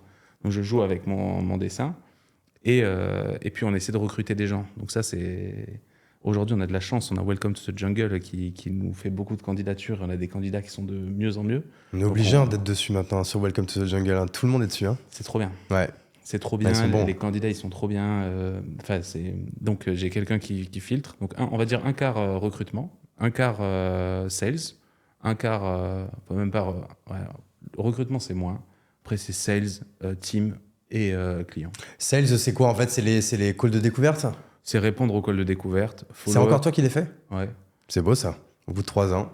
Ouais, en vrai, après j'ai un filtre sur mon typeform, donc je fais pas tous les calls. Follow-up sur lequel je suis très mauvais, d'où le fait qu'il faudrait que ça soit moi qui arrête de faire des sales. Et voilà. Après la team, ça c'est vraiment le truc. Donc moi j'ai les team leaders, donc dont je te parlais, celui qui gère l'équipe. Eux je les ai soit avec Océane, soit en direct pour que les clients ils soient contents. Nous on suit un Excel. Où on essaie d'estimer est-ce que nos clients ils sont contents, est-ce qu'on pense qu'ils vont churner, et on essaie de faire en sorte qu'ils soient contents. Ouais. Donc ça, c'est une grosse partie de mon taf. Et voilà, donc ça, et l'admin. Je fais de l'admin comme un mort. Ouais, pareil, t'as du mal à déléguer aussi? Non, mais je mets du temps, quoi. Je t'ai dit, je suis lent sur tous les aspects. C'est ça qu'on se parle beaucoup en ce moment, nous, sur la partie un peu LinkedIn, création de contenu. Parce que ça que tu disais, ça, c'est aussi un super moyen. Déjà, en fait, je suis désolé, je me mélange un peu. Je voulais dire, déjà, c'est beau, je trouve, de faire 3 millions d'euros de CA sans faire de sales et sans faire beaucoup de création de contenu, même pas du tout. C'est quoi ton point de vue là-dessus? Est-ce que c'est quelque chose que tu vas mettre en place aussi, ça? La partie inbound, en fait, quoi. Je me fais chambrer par mon équipe parce que je poste pas assez sur LinkedIn. Pareil, il faut poster sur LinkedIn. Parce que même vous, est-ce que vous avez un blog? Est-ce que vous avez une chaîne YouTube? Est-ce que vous avez tout ça? Ça fait trop mal au cœur. En vrai, sur le marché français, on est de loin. Tu vois, on a le plus de rêves et tout. Mon site, il est en anglais. Je suis zéro en SEO, du coup, tu vois. Ouais, donc en fait, au niveau du marketing inbound, t'as énormément. Enfin, ce qui est cool, c'est que du coup, ça te donne une immense marge de progression là-dessus. Et moi, je suis persuadé que t'as beaucoup de points de croissance qui sont planqués là-dedans, en fait, quoi. J'aimerais trop, tu vois. Donc là, je l'espère. Donc là, Océane, elle va gérer mieux les opérations. Donc la partie team, je vais juste la voir avec Océane et Marina qui fait les US. Les sales, je l'espère, qui seront gérés par Julie. On est en train d'essayer de recruter une RH ou un RH pour avoir quelqu'un. Ça quoi, à 60 personnes, il serait temps? Ah ouais, putain, parce qu'on n'est pas bon, tu vois, il y a trop de trucs, on est nuls. Ah, mais c'est que ça doit être, du coup, enfin, j'ose même pas imaginer la quantité de travail et certaines tâches un peu chronophages que du coup, que tu dois encore faire, quoi. Après, Meradek, il est fort. Donc Meradek, c'est mon assistant. Meradek, on embrasse aussi, du coup. Et Meradek, tu vois, il s'est improvisé RH tout le long. Et franchement, il est fort, tu vois. C'est souvent comme ça que ça se passe, hein. C'est souvent les bras droits ou les CEO, les directeurs des opérations, en fait, qui se transforment un peu en DRH, quoi. Donc Meradek, il est fort, tu vois. Il fait les trucs. Mais là, aujourd'hui, tu vois, tu rejoins Email Club, t'as pas de follow-up prévu après 3 mois, tu vois. Ouais. C'est pas bien, tu vois. Comment on appelle ça, là, ce qu'on fait? Alors, putain, moi, je le faisais aussi dans la boîte. Alors, genre, faire un rapport d'étonnement ou de ce genre de choses, quoi. Tu vois, t'as rien. Le suivi des vacances, tu vois. Alors, on est encore petit, mais cette année, moi, je commence à stresser des vacances d'été. Parce que l'année dernière, on a bien prévu, mais on était moitié moins. Tu vois, et c'est pour ça que tu as besoin de quelqu'un dont c'est le travail, en fait. Ouais, je comprends, ouais. C'est un job. Et aujourd'hui, on a été trop lent à recruter ça. Et donc, j'espère que... Et l'admin, tu vois, pareil. Ouais. L'admin, pareil, il faut que tu le délègues avec des VA, des virtual assistantes ou des trucs comme ça, quoi. Ouais, on est sur le dossier avec Maria. Ok, bah écoute, on en reparlera aussi. Mais pareil, tu vois, regarde, rien que tous les trucs que tu m'as dit tout à l'heure, tu vois, comment faire 3 bons objets de mail, comment faire une bonne séquence d'email, comment faire une bonne séquence de panier abandonné. Enfin, sur la partie e-commerce marketing, en termes de création de contenu, tu pourrais faire énormément de trucs, quoi. Bah, sur le truc du LinkedIn, c'est ce que je veux faire. C'est ce que LinkedIn je faisais. ou même vidéo aussi. C'est ce que je faisais quand j'avais plus le temps. En vidéo, je pense que j'ai pas les skills. Ça peut ne pas être toi. Ça peut être quelqu'un d'autre, ouais. tu vois. Et tu vois, rien que LinkedIn, j'aime bien LinkedIn, tu vois. C'est juste que je voudrais poster des posts de contenu email, et donc ça met du temps. Et là, vu que ce début d'année, on a construit Email Club, on a rebossé sur ça, j'ai fait une petite pause. Sinon, avant, je postais, tu vois. Et LinkedIn nous aide pas mal quand même. Bah, c'est LinkedIn, je pense que pour tout CEO, surtout toi qui es solo, donc du coup qui doit incarner ta boîte, pareil, encore une fois, tu vois, moi j'ai plein de potes, tu dois connaître de nom, tu vois, Harold Gardas, CEO de Com. Trop fort. Pareil, Com, je crois qu'ils font plus de 3 millions. Et pareil, je crois qu'ils ont 0 sales aussi, tu vois. C'est que de l'inbound. Et en fait, eux, c'est pour le coup, en termes de création de contenu, ils ont été à fond sur LinkedIn, sur YouTube, sur le podcast. Enfin, ils ont pris un peu tous les leviers. Et c'est ça que le nombre d'agences aujourd'hui qui n'ont pas de sales, il y en a énormément, quoi. Bah ouais. Et puis ça, tu vois, là, c'est pour ça que je voudrais que ça soit Julie qui s'en occupe. C'est que si j'ai un sales, déjà, on va faire chier tout le monde à les contacter. Donc, puis j'ai l'impression qu'on va baisser en qualité, etc. Ce qui est intéressant, c'est de parler avec des gens et de leur parler d'email. Mais même moi, si je devais te donner un conseil, c'est même l'argent et le temps que tu veux mettre pour recruter un ou plusieurs sales. Moi, je le mettrais plutôt dans la création de contenu. Tu vois, mais je suis sûr que c'est de l'argent qui est bien mieux investi. Tu vois, même de l'argent dans le SEO, t'en parlais. Là-dessus, pour moi, c'est indéniable. Tu vois, par exemple, moi, je serais le genre de mec qui pourrait taper comment faire un bon objet d'email, comment faire une bonne séquence d'email. Et tout ça, c'est des choses où toi, tu devrais être au-dessus, quoi. Après, il faudrait qu'on le fasse. Après, on les adresse pas trop, ces clients-là, tu vois, jusqu'à présent. C'est pour ça que j'y mettais pas l'effort. Ouais, mais encore une fois, c'est quand tu sais, en fait, quand tu fais de la création de contenu, si je dois faire une image, alors ceux qui nous écouteront en audio, ils ne le verront pas. C'est pour ça qu'il faut aller aussi sur YouTube pour nous écouter sur La Chapelle TV. C'est qu'en fait, tu fais de la création de contenu, tu fais rentrer plein de gens dans un grand entonnoir. Ouais. Et du coup, une fois qu'ils sont dans l'entonnoir, bah, tu fais ton petit tuyau comme ça qui va mener vers vraiment ta clientèle. Bah, c'est plus facile d'avoir beaucoup d'eau qui coule là-dedans quand tu es parti d'un grand entonnoir, quoi, tu vois. Je suis d'accord. Ça, tu vois, il faut qu'on... Voilà, cette année, ce serait bien de se bouger un peu plus sur ces trucs-là. Mais après, vu comme on disait, on a le truc de la croissance qui est limité par le fait que ce soit une agence. Donc si je grandis trop vite, je vais baisser en qualité.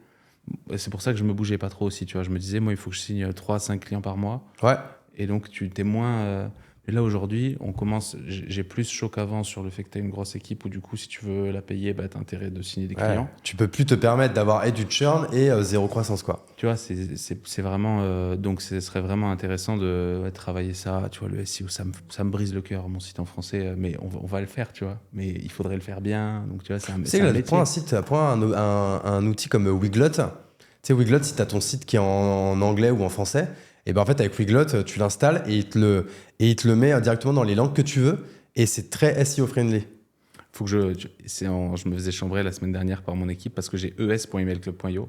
Parce Ok. qu'à un moment, je voulais faire l'Espagne à fond. Donc, j'ai le site en espagnol et j'ai pas le site en français, tu vois. Ok, putain, c'est ouf. Vraiment, Mais vraiment, Weglot, W-E-G-L-O-T, c'est une boîte pareil, les mecs sont hyper discrets. Et c'est trop marrant parce que hier à la conf, il y avait une personne de Weglot qui était là. Et moi, j'ai reçu aussi le CEO de Weglot dans la saison précédente. Et en fait, je disais, mais en fait, c'est une boîte, ils sont énormes. Ils ont levé je sais plus combien et surtout, ils sont ultra rentables. Enfin, c'est une boîte magnifique pour plein de raisons encore en plus. Et ils sont hyper discrets, tu vois. Ils font très peu de création de contenu, très peu de mise en avant. Mais souvent, c'est ça vient en fait de l'ADN et de la personnalité du CEO ou de l'équipe fondatrice.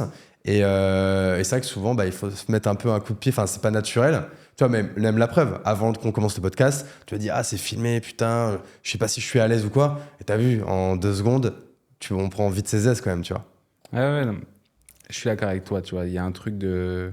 Et puis, tu as le truc de l'agence où tu dois produire... fait, tu vois, il y a cette... le duel entre je dois assurer la production pour que ça soit bien et le marketing d'Email Club. Moi, je me suis toujours dit que le marketing, c'était nos perfs, c'était notre travail, tu vois. Et ça nourrirait la croissance. Et là, aujourd'hui, il faut qu'en plus, je fasse du truc, que je sois meilleur, que je fasse du sales. Là, on voit qu'aux US, on stagne, tu vois, on a 15 clients. J'ai une super ref là, mais on n'a pas beaucoup d'énormes refs qui vont faire que tu as le bouche à oreille qui arrive. Ouais. Et si j'étais bon en sales, tu vois, si j'avais du SEO aux US, le marché il est énorme, j'irais sûrement beaucoup plus vite, tu vois. Ouais, là, quand tu parlais de sales, donc plutôt du marketing, du marketing un peu stratégique qui te fait avoir de l'inbound de manière organique, quoi. Ouais, les deux. Podcast, donc le marketing, et un peu de sales, parce que tu as quand même... on est des gens des mails, il y a plein de clients qu'on suit. C'est vrai que Tu peux envoyer des devrais, audits, ce que plein de gens font. Potentiellement, de temps en temps, ça marche, tu vois. Et surtout quand tu es sur niveau zéro, sur un marché comme on est zéro aux US, je vais pas attendre qu'ils viennent me voir et ils savent pas que je suis là. Donc voilà. Ouais, c'est ça, parce que c'est vrai que vous, sur la partie sales, sur un métier comme le vôtre, c'est un peu le même problème qu'ont les gens, tu vois, par exemple, les agences Shopify ou les agences Klaviyo ou les logisticiens comme Big Blue ou quoi. C'est qu'en fait, quand tu peux démarcher, c'est facile à démarcher parce que tu te dis, c'est les e-commerçants. Bon, je vais démarcher les CEO d'e-commerce, plus, toi, dans ton cas, les CMO, je suppose. Mais le problème, c'est qu'en fait, il y a souvent un problème de momentum où, en fait, il faut que tu tombes un peu au bon moment où les mecs ils veulent changer parce que en fait c'est vrai que quand tu vas acheter ton lait dans une crèmerie, c'est dur de passer dans la crèmerie d'à côté. Enfin le coût il est énorme, il faut vraiment que ça vaille le coup sans faire de mauvais jeu de mots, quoi. Ouais, et puis tu avais... tu vois, chez Big Blue, ils sont forts en sales parce que vraiment, c'est pas un truc où... Ils sont agressifs, ouais. Ouais, mais dans le bon sens du terme, dans ma bouche. C'est pas un truc où tu vas changer tout de suite. Donc il y a toute cette problématique-là. Ouais. Moi, je suis sur un métier où souvent, tu n'avais pas d'agence. Donc déjà, tu vois, c'était un autre play. Mais là, c'est... Là, ça serait intéressant de professionnaliser le truc, quoi. Et les agences, souvent, on bosse par les partenariats, tu vois. J'ai les partenaires autour de moi et les mecs qui vendent des sites. Il y a ce truc de bouche à oreille. Tu vas pas dépenser 100K dans ton site sans savoir que telle boîte, elle a bossé avec eux et que ça s'était bien passé. Moi, c'est pour ça que je crois quand même beaucoup à... Tu vois, je vais pas recruter de sales. On va pas faire beaucoup de sales, tu vois. Je vais mettre Julie qui va travailler le funnel, la qualité de ce qu'on fait. Mais si on est bon, on aura des clients. Si on mais est je mauvais, suis persuadé de ça. Tu vois, si on se défocus et qu'on est mauvais, là, tu as le mec qui va dire qu'on est mauvais, et là, bordel, parce que même si je te contacte et qu'il y a quelqu'un qui t'a déjà dit qu'on était mauvais, ton cerveau, c'est trop tard. Alors que si de temps en temps, tu entends du bien de moi, bah, peut-être qu'un jour, par un touchpoint, j'arriverai à faire en sorte que tu me contactes. Est-ce que dans ta stratégie, peut-être tu te sers un peu du referral, c'est-à-dire, est-ce que je sais pas, t'as pas un petit groupe WhatsApp avec un poteau qui a une agence d'ads pour les e-commerçants, un autre poteau qui a une agence de spécialisée SEO, etc. Et un peu en mode regroupement d'agences, vous filez pas un peu des clients comme ça? Ah, et ça existe dans le B2B. C'est-à-dire que moi, j'ai des partenaires, agences web, agences ads, des gens que j'estime qui sont comme moi des spécialistes. Donc, en gros, le mec, il fait pas des spécialistes, ils ont ils sont focus sur une seule verticale, quoi. Donc, j'ai confiance en ça, où je connais leur pricing, je sais qui les faire, et où j'ai des bonnes refs. Et là, je peux faire l'intro. Après, je fais pas proactivement parce que mon client, il a pas envie qu'à chaque fois que je lui parle, je lui dise tu connais mon copain, vas-y, c'est cool. En revanche, mes clients, ils vont me demander on envisage de changer d'agence de pub, qui est-ce que tu recommandes? Et là, je vais envoyer mon partenaire. Tu vois. Ok. Toi, tu recommandes qui en agence d'ads? En ce moment, on bosse pas mal avec Adsteroid, Ok. qui est Paco, Paco et Mathieu, mais Paco, c'est l'ancien associé de Tom, donc, qui est mon ancien boss, Ouais, ok. qui m'a beaucoup aidé, et qui bosse avec plein de boîtes. Ils sont très chauds. Voilà. Ok, et pareil, agence SEO ou quoi, t'as pareil, t'as des recos là-dessus? Putain, SEO, j'ai pas de. Tu vois, on n'est pas non plus très proactif sur Ouais. le. Bon, t'as Eskimos, hein, classique Andrea qui est venu également dans le podcast, mais je sais pas si toi t'en as d'autres aussi. J'ai pas de partenaire SEO, tu vois. Ok. Et par exemple, tu vois, Andrea, j'estime beaucoup le fait qu'en plus, il fasse de la croissance à l'inter, etc. Ouais. C'est trop stylé. En étant resté ultra focus SEO pour le coup aussi, tu vois. Ouais, Il a un peu la même stratégie que toi, quoi. il est hyper inspirant, tu vois. Ouais. Tu le connais? Je le connais pas, mais Faudrait que je te mette en relation, il te kifferait, hein, je pense. ouais, je Ouais. le suis, tu vois. Je trouve que ce qu'ils font, c'est. Et est-ce que tu fais un peu de, je sais pas, j'allais dire du networking, je déteste ce mot, mais est-ce que tu vas, par exemple, est-ce que tu es au DNV avec le DNV de Vincent Redrado et tous les événements, les déj, les dîners qu'il organise, avec tous ces e-commerçants? Est-ce que c'est un truc que tu fais, toi? Je suis dans le groupe et je suis partenaire avec eux.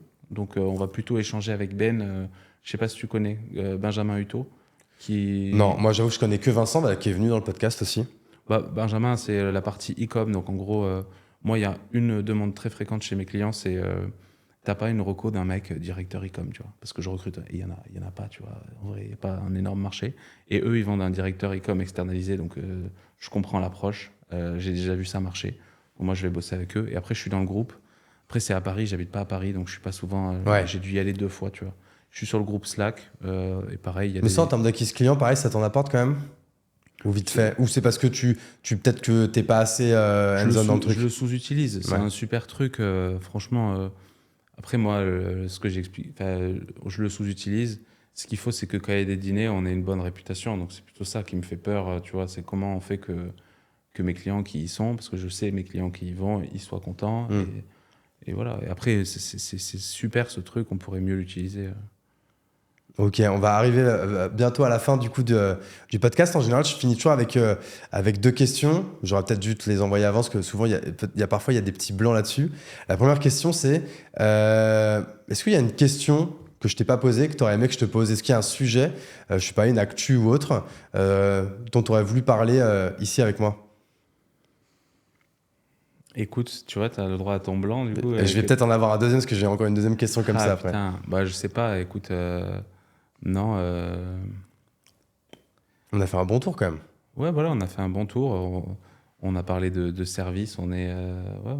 Non, je sais pas. Donc non, bah écoute, ça veut dire que on a posé toutes les questions. Et la deuxième, c'est on en a commencé un peu à le dire tout à l'heure, mais si tu devais me mettre en relation avec une personne, comme une fois un homme, une femme, un ou une entrepreneur, ça peut être aussi sportif, créateur de contenu, youtubeur, chanteur, acteur, enfin bref, quelqu'un que tu connais bien, avec qui tu devrais me mettre en relation pour qu'il soit, il ou elle soit à ta place dans un prochain épisode, ce serait qui? Bah, je te recommanderais de parler avec Thomas ou Mickaël, donc Thomas Lacroix ou Mickaël Monin, qui sont Ouais. les anciens boss, qui sont brillants. Et Mickaël particulièrement, il a une histoire ancien gendarme. Pas mal. Il s'ennuie un peu, il fait le wagon. De là, il est dev. De là, il trouve ça intéressant. Il rentre dans le e-com. Il monte une boîte qui se passe bien. Il monte une deuxième boîte qui se passe très bien, celle que j'avais rejoint. Et là, ils sont dans l'IA. Donc, tu vois, il est toujours là pour les bonnes vagues. C'est fou, un ancien keuf, quoi, en plus, ouais. Et là, il a monté une boîte l'année dernière qu'il a dû garder 8 mois, tu vois, un truc dans le e-com sur lequel il a fait encore, ça a été repris par quelqu'un d'autre. Il est monstrueux. Et moi, ils m'aident beaucoup, tu vois, j'ai un métier de service et de management, et on en parle tout le temps avec Julie parce qu'elle a aussi travaillé avec lui. Et je sais pas, on se demande toujours comment il a appris ça, mais tu vois, moi, il m'a beaucoup appris en management, etc. Il est brillant. Il y a des gens comme ça qui ont le management facile, assez naturel. J'avoue que moi, je sais pas, mais toi, tu vois, qui a 60 personnes, moi, je trouve ça impressionnant. Parce que moi, je te disais tout à l'heure en off, moi, au bout de 12, je suis en PLS. Moi, le management, c'est pas du tout quelque chose de naturel chez moi. Et j'avoue que je suis assez jaloux des personnes pour qui, tu vois, ils ont une sorte de leadership, une sorte de charisme, une sorte de patience. Je ne saurais pas, en fait, trouver les bons noms, mais c'est assez impressionnant, quoi. Voilà. Mike, quand tu le rencontreras, tu verras. Et voilà, il a ce truc où il va te dire les bons mots qui te donnent envie de le faire, où tu comprends que c'est faire. Bref, j'ai beaucoup appris avec lui. Et le management, c'est la partie qui m'amuse le plus, tu vois. Ok. Je suis venu en voiture, j'ai fait mes calls de follow-up. C'est la partie, tu vois, c'est le régal d'avoir une agence pour ça. Si t'aimes bien bosser avec des gens, Ok. c'est un truc de ouf. Bah écoute, là, du coup, je savais pas que tu étais venu en voiture, je crois que tu étais venu en taxi. Bah du coup, là, tu te rends à la gare en suivant, parce que du coup, tu vas donc rejoindre encore une fois pour un 3e épisode notre ami Laurent dans le panier. Ça a déjà arrivé, ça, que quelqu'un fasse 3 épisodes? Écoute, je sais pas. En gros, organiquement, tu peux passer tu peux être invité sur le panier et faire un follow-up. Ouais. Là, je fais un épisode sponsorisé, mais sur lequel je fais pas de pub, c'est assez partial. Tu vois, il y a un truc qui m'amuse beaucoup, c'est les programmes de feed. Et il y a de tout, tu vois. Et là, j'ai bossé sur un truc bien actionnable. Genre, normalement, si tu te poses la question, est-ce que je devrais faire un programme de feed? Avec 1h30, tu auras plein de réponses de pourquoi, quel outil, comment tu peux le mettre en place, etc. Tu vois. Eh bah écoute, hâte d'écouter ça, là. Bah, grave. Et bah, tous ceux qui nous écoutent et qui sont passionnés par le e-commerce, allez déjà sur le podcast Le Panier de Laurent Kretz. Excellent podcast, encore une fois. Je pense le meilleur podcast en France sur le e-commerce. Je sais pas si tu en connais d'autres qu'on peut également peut-être citer. Écoute, je suis super biaisé, enfin je suis piqué au panier. Moi, Bah ouais, moi aussi, je crois, à part le panier, j'en ai aucun autre. Bah, t'en as, tu vois, Théo Lyon a un podcast, Théo Lyon qui a l'agence Kudak, qui reçoit aussi parfois des personnes qui sont très inspirantes. Tu vois, moi, je suis pas celui de Théo, j'écoute que son solo, c'est Road to 10 Million, qui est ultra inspirant, mais j'avoue que la partie e-commerce, j'écoute pas. Ouais. Mais le panier, tu vois, ce qui est super intéressant, il a toujours des invités qui sont inspirants. Ouais, non, c'est ouf. Certains qu'on a mentionnés, tu vois.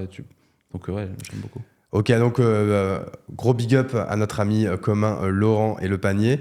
Allez écouter du coup aussi peut-être les 2 premiers épisodes que tu avais tournés, et du coup qui permettent d'avoir aussi ta vision à l'époque. Parce que donc tu as la première vision où tu étais dans ta première année, et le follow-up c'est peut-être 2 ans après, c'est ça? C'est 2022 je crois. Le premier, il a un peu la même approche que celui que je voudrais enregistrer demain.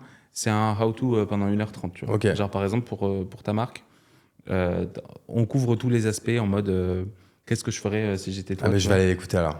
Ouais, voilà. Après, c'est 1h30 d'email, donc il faut aimer les emails, tu vois, mais J'aime pas forcément de base, mais je suis convaincu qu'en effet, c'est un outil market, mais qui est juste indispensable. Moi, je suis très bon en mail B2B, et du coup, c'est là, en fait, c'est les mails B2C où je suis pas fort du tout, et c'est là que je dois apprendre. Mais tu vois, pour ça que si il y avait une petite chaîne YouTube, Email Club, avec plein de conseils et tout, je serais ultra client. Ouais, bah écoute, on va essayer déjà de faire des posts LinkedIn. Ouais, mais la chaîne vas-y, YouTube, on se redit ça pour les posts LinkedIn. On n'y est pas encore sur la chaîne YouTube là. En tout cas, merci beaucoup Thomas pour le temps qu'on a passé ensemble. Je sais pas combien de temps du coup ça a duré. Je sais pas si on a. On est sur un peu plus de 1 heure, quasiment. Ok, écoute, on est dans la moyenne nationale. Merci en tout cas beaucoup pour ton temps. On va également remercier les potos de l'agence Cosmos qui nous ont invités avec ce très joli setup. On aime beaucoup. Comment on te contacte d'ailleurs, l'agence Cosmos? Le site web est en cours, mais sur LinkedIn, Florent. Je pense que l'épisode il sort dans 1 mois et demi, donc. Le site web sera là. Ok. C'est bon, le site web sera là. Ça c'est quoi? Cosmos-agence.com. cosmos-agence.com. Vous pouvez aller du coup réserver tout ça. Si vous écoutez sur YouTube, évidemment, abonnez-vous, mettez un petit commentaire, un petit like. Ça coûte rien. Moi, ça m'aide beaucoup pour le référencement et pour exister un peu dans cette jungle qu'est le podcast. Si vous êtes sur Spotify ou Apple Podcast, pareil, le 5 étoiles, le petit commentaire, ça prend vraiment 2 secondes, mais ça m'aide énormément. Merci encore Thomas, merci l'agence Cosmos et à bientôt dans le podcast. Merci beaucoup. Allez, ciao!